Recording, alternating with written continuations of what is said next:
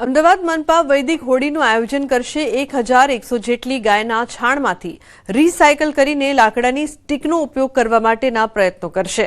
ગાયના ગોબરના છાણા અને સ્ટીકને સોસાયટીમાં પહોંચાડવામાં આવશે।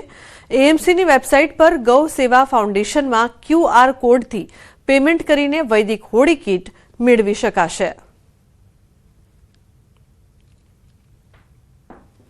આ વખતે ગાયના ગોબરમાંથી તૈયાર કરેલા છાણા અને એની સ્ટીક લગભગ 101 જેટલી સોસાયટીઓમાં આનો લાભ મળે તે માટેનો પ્રયત્ન કરવામાં આવ્યો છે।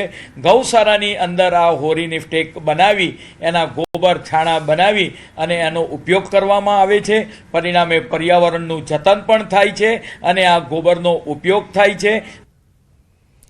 તો ગાયના છાણાને સ્ટીક સોસાયટીમાં પહોંચાડાશે। વૈદિક હોળીને લઈને આ તૈયારી કરવામાં આવી રહી છે। અમદાવાદ શહેરમાં હાર્ટ બ્લોકેજ જેવી ગંભીર આરોગ્ય સમસ્યાઓને ઘટાડવા માટે એએમસી દ્વારા મહત્વનો નિર્ણય લેવામાં આવ્યો છે। શહેરના રેસ્ટોરન્ટ